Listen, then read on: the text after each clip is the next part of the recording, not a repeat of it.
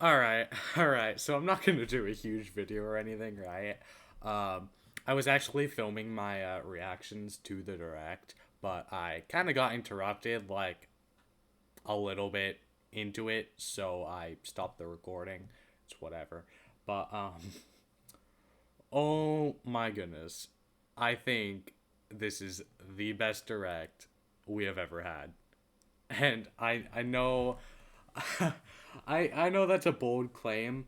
I might even change my mind later, but it's certainly one of the best.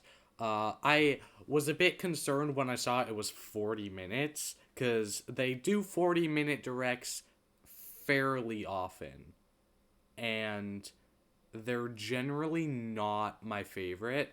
The 40-minute ones tend to have a lot of filler and just games that I personally don't care about. But as a JRPG fan, oh, this was a good one.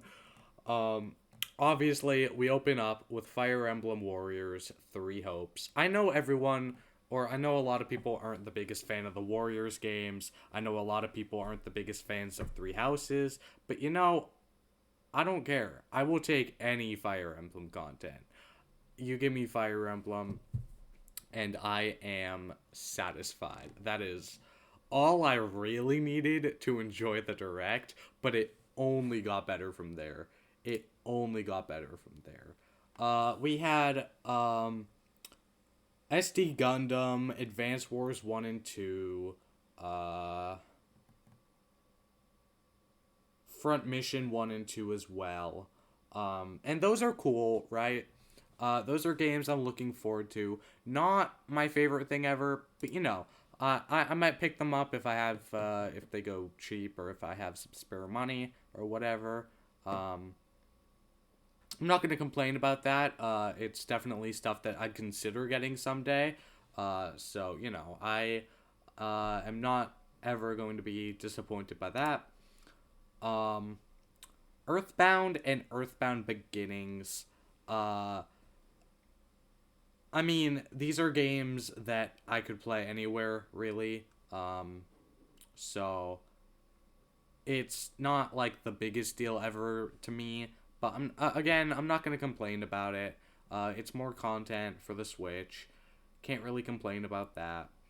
Um, Chrono Cross plus what's it called? I forget the name of it. Let me see if I can find it. Uh, Chrono Cross and Radical Dreamers. That's it. Um, I'm not super cultured when it comes to this stuff, but apparently Radical Dreamers getting ported is a big deal. So that's always cool to see. I think it was like a Japanese exclusive, like side game, um, that kind of got forgotten about for a long time, but it has like additional story content and stuff. So that's always cool to see. Definitely not complaining about that. As for the graphics, I'm not too picky about the graphics, but apparently you can play it with the original graphics if you want. Because I have seen a few people not the biggest fan of the new and arguably improved graphics. um, Triangle Strategy got shown again. That's cool. I'm already very excited for that game, so I mean, they didn't really have to show anything else for me to be excited for that, but I'm not complaining. Um, Live a Live. Live Alive, however you pronounce it. I don't know how you pronounce it. But apparently, this is also a really big deal. This is a game I've heard of, but I didn't really know much about it until I saw everyone losing their minds over it. Apparently, it was Japanese exclusive. I didn't know that. I kind of figured it wasn't because I've seen a lot of people talk about it. It's a, it's like pretty niche compared to like the bigger RPGs, right? But it's something that you hear about fairly often if you talk to a lot of people who are into JRPGs. And I mean, that game just looks really cool. I'm not complaining about that. And then for non JRPG stuff, there was some pretty good stuff too. You had Switch Sports, which I'm not gonna complain about. Not my favorite thing ever. I might play it if like my brother gets it. I don't know if I'd get it myself, to be honest. Uh, but I mean those types of games are like, the games you'd only really play with other people, or like if you're just messing around really. Um, so yeah, I probably won't get it, but if I have the chance to play it, I probably will enjoy it quite a bit. Um, Mario Strikers, there's a new Strikers game, which is like soccer. I'm not super familiar with that series. I think a lot of people are a fan of that series, um, and consider it to be one of the better sport Mario series. So that's cool to see. Uh, Once again, I'm probably not going to get it, but if I have the chance to play it, I will if I can. Um, Klonoa got ported. Portal 1 and 2. Um, a few other games got ported. I'm not gonna get super excited over ports, but I'm not gonna complain either. Kingdom Hearts being Cloud is disappointing. Um, I know a lot of people don't really care about like if stuff is on the cloud or whatever, but for me that's a deal breaker. I'd rather play it on PS4, to be honest. Um, just so I can have a physical copy of the games and just so I can like play them without needing a constant internet connection because my internet is not that great. um, and just having stuff on the cloud, I've never been a fan of the concept anyways. So, that's kind of a miss for me. Um, what else was there? Splatoon 3 looks decent. The new Metroid Dread update. I mean, it's cool for people who are into that. I am not the type of person to enjoy permadeath game modes. That just sounds way too difficult for me to enjoy. Um, but I mean, hey, more power to you if you can get through that. Um, a few other games got announced that I'm forgetting about. Hold up. I made a list. I sent a list to my friend. Let me see if I can find it. Uh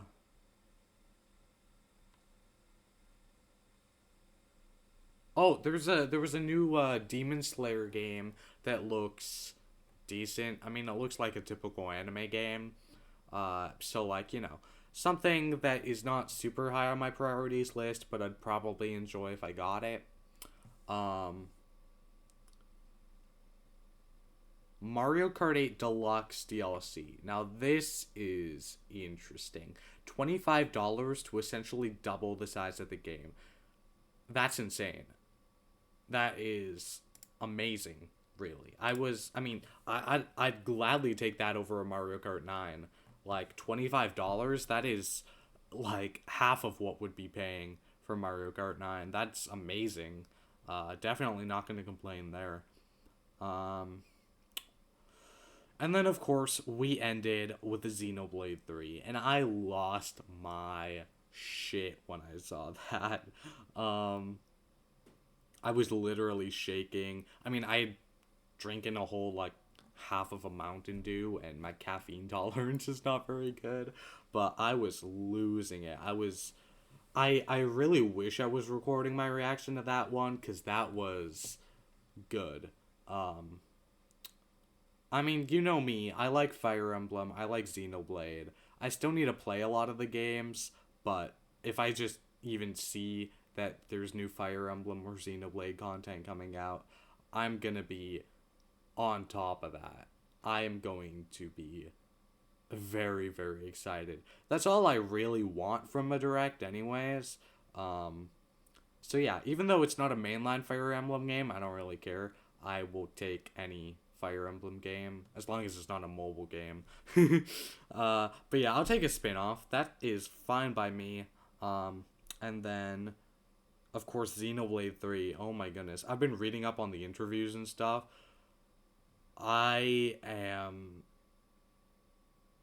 not even sure what to expect from it. It looks amazing. It looks like it's gonna be absolutely wild. Um, so yeah, I'm very excited for that. I think that's about it, really. I don't think there's anything else um, that I'm missing. Of course, there's a few other games that, like, if they showed, I would have been like, oh, that's cool. But honestly, I'm not too picky uh, with what they show. As long as we get games at some point, I have, like, infinite patience. um, so, yeah, I mean, people were complaining about No Breath of the Wild 2. Whatever, it'll be ready when it's ready. Um, Same with Bayonetta 3, I guess, Metroid Prime 4. Of course, I want to see those games. It's been way too long for Bayonetta 3 and Metroid Prime 4. But whatever, as long as we get them at some point, I'm not going to complain too much. Um, and then other RPG series. Um, yeah, I don't really have any games that, like, I'm super desperate for. Uh, Like, I got Xenoblade, I got Fire Emblem. A new Fire Emblem, like, mainline game would be cool. Like, if we had got that as well, of course I'm not going to complain. Or, like, a Xenoblade export. But, like, really, those are my two main series when it comes to Nintendo. Anything else, I can play elsewhere for the most part. So, if I get those two, like, that is a good deal in my opinion. Like, that is satisfying. So yeah, besides that, I think the only thing else that, like, would really get me excited would be like a new IP, or like maybe like Astral Chain 2 would be cool. Daemon X Machina 2 or whatever. Anything that, like, I'm not really expecting uh would be cool. And yeah, I mean, that's pretty much it. I don't really have much more to say, so I'll end it there. But yeah, I loved that direct. There was so much RPG content. Uh, of course, my backlog is still huge. I still want to do a backlog video and, like, detail some games I want to beat this year just to keep myself in check. But we'll see about that. I haven't really had time to record any or edit really any serious videos lately, so we'll see if that happens. But yeah, amazing direct. I'm super excited for these games. Uh, Obviously, if we had seen these games like a month or two ago, they would be very, very high on my top 10 anticipated games list. Xenoblade's probably sitting up there at number one. And then Fire Emblem is a little bit below that. But yeah, I mean, those are probably my two favorite series, really. So I'm just very excited. But yeah, that's all. Thank you. I noticed I'm at 14 subscribers now, which is pretty good. Not bad. I'll take it. So yeah, see you next time.